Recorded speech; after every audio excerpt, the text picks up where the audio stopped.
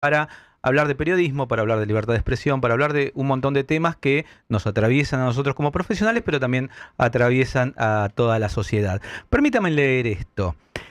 La libertad de prensa es uno de los pilares fundamentales de toda república. Sin prensa libre no hay democracia. Sin posibilidad de expresar ideas, críticas o investigaciones sin temor, no hay libertad.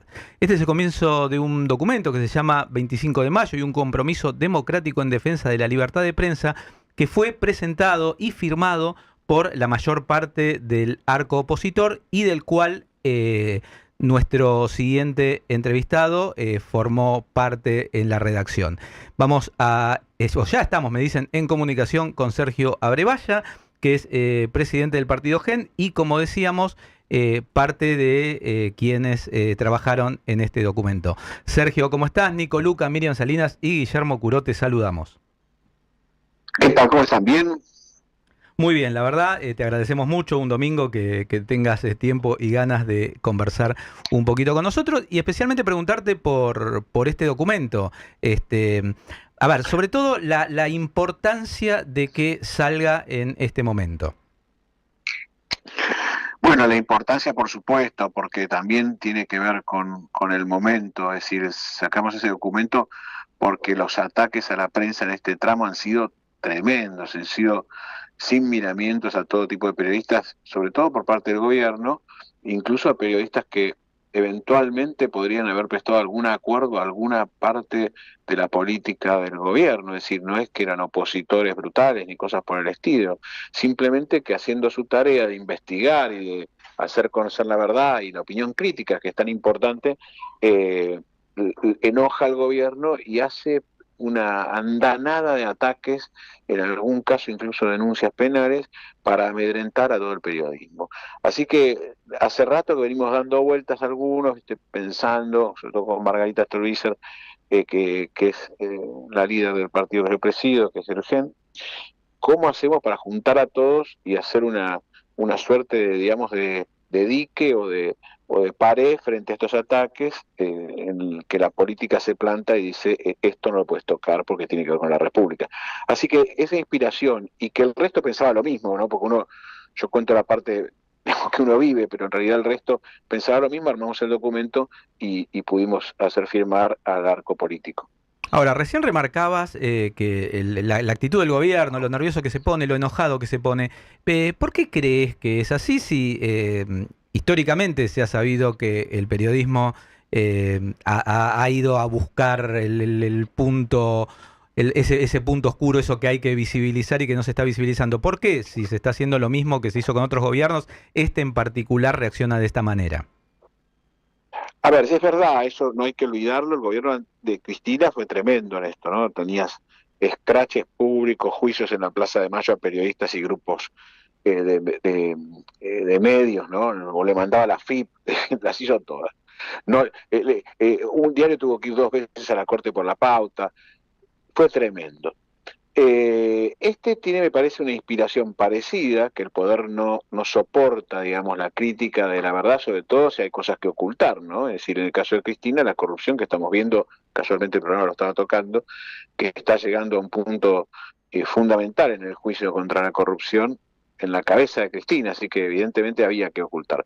Y evidentemente este también, yo le sumaría además que no solo oculta alguna verdad, sino que oculta la enorme dificultad que tiene su ignorancia. Es decir, el presidente no soporta otras ideas que las suyas, y evidentemente esto está parado en una, digamos, ignorancia genérica, digamos, es decir, no hay un enorme eh, profundidad intelectual que le permita aceptar otros pensamientos, que, digamos, si realmente fuese alguien profundo lo haría, pero como es un ignorante en muchas cosas, un copiador de libros o de partes de libros, no soporta el pensamiento de otros.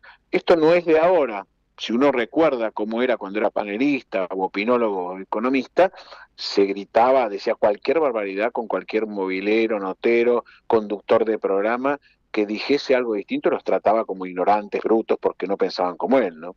Así que me parece que este caso tiene esa doble inspiración, el ocultamiento de verdades y además la intolerancia al pensamiento de otro.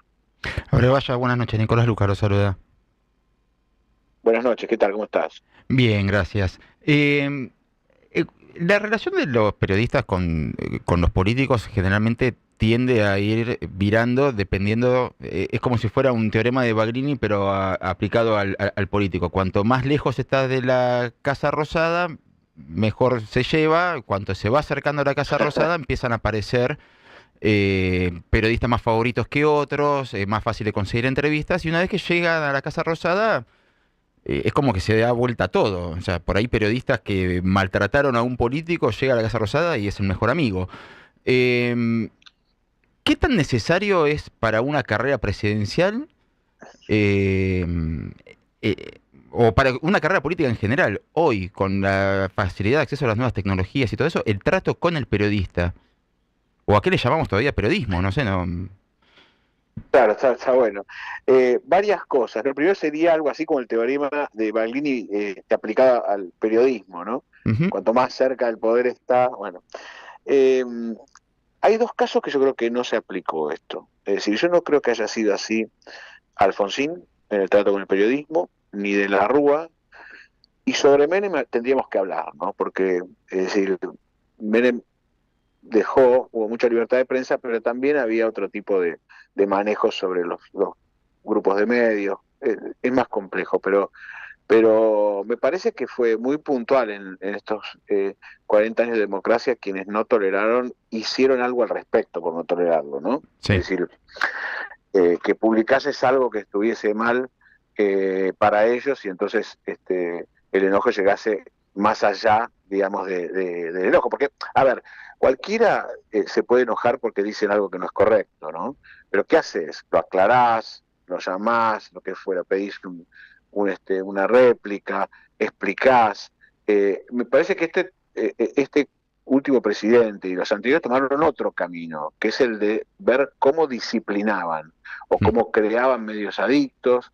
Eh, yo no creo que toda la política que llegase al gobierno haría lo mismo. Yo no creo que yo lo haría, ni creo que Margarita, ni creo que muchos de otros políticos de otros bloques lo harían. No lo veo. Eh, por último, te diría algo que no es menor, que es muy difícil ser democrático, lo digo en el buen sentido. Es decir, que implica una tolerancia y un ejercicio que tenés que hacer diariamente. Quienes hemos estado alguna vez en el gobierno, yo estuve en el radicalismo y acompañé a Alfonsín y a De la Rúa, y hace mucho que no estamos, digamos, ese ida y vuelta te enseña muchísimo, muchísimo, muchísimo, o te entrena muchísimo o te ejercita mucho en ese equilibrio que necesitas para ser democrático, tolerar, más que tolerar, entender que puede haber otras opiniones y que se construye con lo otro, ¿no? Si sacan verdades sobre vos, o entre comillas o no, bueno, tenés que entender que, como te decía, las podés contestar, podés opinar lo contrario, pero que si cercenases al otro de decirlo, el problema es mucho mayor, ¿no? Porque te quedas sin la posibilidad de que la República se reasegure de que ningún poderoso avance sobre el resto, ¿no? Así que ese equilibrio creo que se ha logrado en la política en algunos con ese training, y yo no creo que si llegásemos al gobierno muchos de nosotros tuviésemos el mismo comportamiento que el bruto de Milei o que la mediocridad kirchnerista de aquella época, ¿no? Entiendo que este documento es un punto de partida. ¿Cuáles son los próximos pasos a seguir en este sentido? Mira, hace pocos días el mismo grupo terminó ya en el Congreso presentando un proyecto de ley para la protección de la libertad de prensa, bastante amplio, bien armado, lo impulsó Pichetto, inspirado en este acuerdo que hicimos de compromiso el 25 de mayo, y lo han firmado todos los bloques, varios bloques. Así que me parece que hay que ir por ese lado, ¿no? Para terminar de armar un escudo frente a este tipo de autoritarismos. Por supuesto, no haría falta en una democracia con presidentes como, qué sé, como tuvimos como Alfonsín. Pero evidentemente esto no es así y tenemos que ya a esta altura proteger las investigaciones. Además, ¿es por qué? Porque hemos tenido gobiernos muy corruptos, por eso te digo que no es lo mismo toda la política. Y esa corrupción requiere realmente de esconder las cosas. Y lo vemos con la cantidad de presos que han habido, ¿no? Que cuesta mucho además llevarlos presos. Mirá la situación que estamos viviendo cuando la expresidente puede quedar firme su condena porque la Corte rechace el recurso y nada, tiene que ir presa, ¿no? La cantidad de discursos y relatos alrededor de por qué no tiene nada que ver, y obviando lo obvio, perdón, valga la redundancia, que es que se robó la plata, digamos, este es el tema, ¿no? Entonces, me parece que por eso la Argentina ha requerido todavía más, o requiere todavía más leyes de protección, y al mismo tiempo por eso también han sido tan fuertes los ataques de ese tipo de gobernantes. Por eso yo no creo que se aplique la regla para todos, ¿no? Quienes pasaron por la función pública y terminaron haciéndose ricos todos, ¿no? Y siguiendo esa línea de pensamiento, ¿cómo describiría la democracia que estamos viviendo? Mira, el sistema me parece que va a aguantar, como quien dice este autoritarismo, pero es un momento difícil, ¿no? Un momento muy difícil porque estamos para mí primero en lo económico, en un camino muy complejo. El gobierno actual, vamos a decir honestamente, como son las cosas, hereda una Argentina explotada, pero toma un camino que por ahí en la búsqueda de chequear el déficit funciona, pero que se lleva puesto un montón de otras vulnerabilidades que termina siendo pernicioso y sobre todo para el futuro, ¿no? Por el trabajo, las pymes y otras cuestiones. Te digo esto porque me parece central para el sistema, porque en estos tiempos en el mundo el problema que hemos tenido es que las democracias o los gobiernos de alguna democracia parecen no haber satisfecho a una cantidad de gente, y yo creo que no es así, que la democracia tiene que resolver estos problemas dentro del sistema. Esto por un lado. Y por otro lado, estamos en un tiempo difícil porque el ataque violento hacia el pensamiento diverso es muy potente, y en el caso en que acceden al gobierno los violentos es desde los gobiernos y te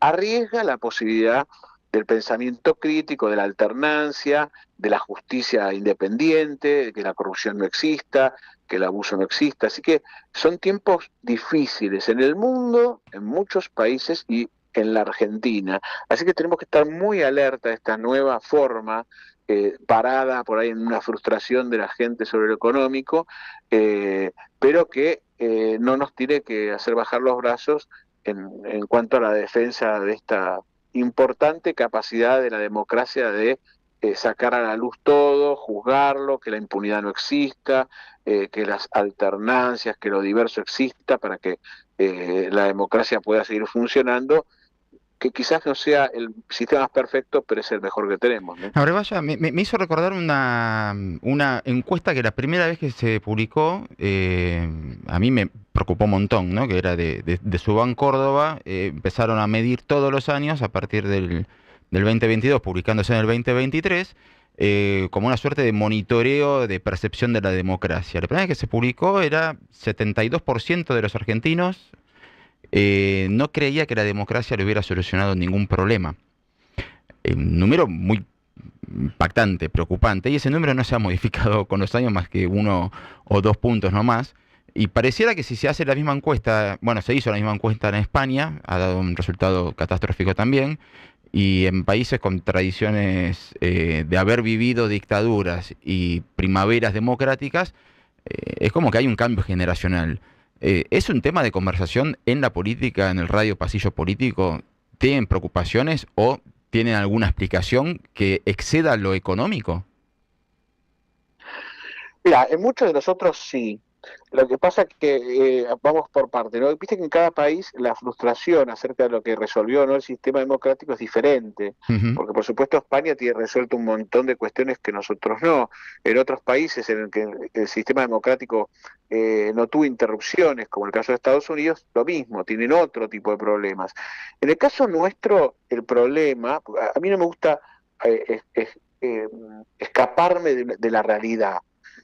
Lo cierto es que todos los indicadores que hereda Alfonsín y que deja después, incluso con la hiper, hereda la hiper y entrega la hiper, ambas cosas. Hereda una hiper de la dictadura, creo que era el Ujú. 600%, y entrega una disparada. Pero los indicadores de pobreza, de desempleo, de educación, eran todos mejores, todos. Estamos en un problema entonces. Es decir, la gente no es que percibe algo que no existe, esto es lo que quiero decir. Yo hace años que lo digo. Yo milité desde los 18 años, milité en dictadura desde los 18 años, es una bronca tremenda lo que llevo adentro de que esto no haya mejorado, que la deuda, que la falta de trabajo, bueno, que no se encuentre el camino, que no nos sentemos a resolver estos problemas. Sin duda, en ese sentido, la gente tiene razón. Lo que pasa es que el camino no es no ir por la democracia, es ir por el camino de la democracia igual, es decir, quizás es una maduración, quizás no, es probable que sea esto, una maduración que necesita la política, la gente, el sistema, para poder alcanzar niveles de acuerdos en los cuales terminás con los problemas. No es menor, casi te diría que es central lo económico. Salario, trabajo, vivienda, pobreza, son temas centrales para la gente. Es lo que hace que la corrupción tome contraste. Viste que la gente se enoja realmente cuando ve que el contraste entre la corrupción y su vida es muy grande. Es decir, desmejoró uno y recontra mejoró el otro. Y eso es brutal. Así que yo creo que tenemos que resolver esto. En los pasillos vos preguntabas, ¿se habla esto en la política? Sí, algunos tenemos esta dureza y nos centramos mucho en lo económico, diciendo hay que resolver esto definitivamente. Mientras protegemos eh, derechos como lo de la libertad de prensa, por otro lado, tenemos que resolver lo económico, tenemos que construir consensos, que es lo que no quiere este tipo de gobierno, ni quiso el anterior, ¿eh? Eh, es decir, y al mismo tiempo formularlos con ideas claras de lo que hay que hacer respecto a estos temas que te decía, ¿no? Económicos y sociales como el de la pobreza y la vivienda. Yo creo que urge hacerlo, urge juntarse para hacerlo, son 5 o 6 temas, viste como el pacto de la Moncloa, ¿te acuerdas que tenía 2 partes? Un Sí. texto era el de la libertad de prensa, casualmente, y otro tipo de libertades que se accedían por primera vez después de la era de Franco, ya había pasado unos años, pero de todas formas recién se tomaba conciencia de que hacía falta, y el segundo documento era inflación, impuesto, valor de la moneda, es decir, es central esto para darle estabilidad a la Argentina, para darnos una idea del desastre de estos años, perdió el prestigio que tenía. Los inversores no vienen porque no quieren venir a la Argentina, porque la Argentina no paga la plata que pide, tiene esas cosas la Argentina. La justicia te cambia las leyes de golpe y porrazo porque lograron incidir en la justicia desde la política, o las leyes, que es más probable, cambian de golpe y anulan lo anterior como si nada. Todo eso implica una incertidumbre enorme y un desprestigio muy grande. Pero el problema no es solo que no invierte el de afuera, el de adentro. El que invierte es un pyme que tiene muchas ganas en su emprendedurismo de que su idea se realice, porque si no, en general la gente trata de salvarse porque dice acá mañana no sabe lo que va a pasar. Tenemos que romper esto definitivamente. Se hace sacando la mugre a la luz, no se hace escondiéndola, esto sin duda. Es decir, por eso es tan importante también para esto que la prensa sea un garante de que las investigaciones de lo que sucede salgan, como pasó todos estos años, ¿no? Hablamos de democracia, por lo tanto hablamos de elecciones, entonces antes de despedirlo me gustaría preguntarle a Brevalla qué perspectivas tiene para las elecciones de octubre próximo. Mira, nosotros y yo personalmente vamos a participar de la elección que octubre, lo que vemos es que hace falta reconstruir el tercio que en las anteriores elecciones habían existido. Viste que la Argentina se vivió en 3 tercios, junto por el cambio, el kirchnerismo y Milei. Y en la elección de la ciudad no estuvo, se separó en 4 listas, que si las juntabas medían 29 puntos y el tercio estaba. Es decir, lo digo no por las fuerzas políticas, que obramos equivocadamente y hay que darse cuenta y cambiarlo, sino por el votante. El votante del centro, es decir, el votante racional que quiere construir otro tipo de Argentina, está presente, está reclamando madurez a los políticos, está reclamando que se sienten a resolver, a formular estas ideas que yo decía en un decálogo visible, y que estén juntos, sobre todo, y no se peleen y no anden diciendo malas cosas uno del otro, y vayan juntos. Yo creo que ese votante resistió, no fue corriendo a votar a Milei porque ganaba a Santoro, ni fue corriendo a votar a Santoro porque lo odiaba a Milei, votó a 4 listas, Los Penato, Oliveto, Larreta y Lula Levy. Bueno, creo que esto hay que resolverlo en estos meses, tratar de juntarse y escribir una fórmula que los exprese, ¿no? ¿Aspiran a un frente electoral?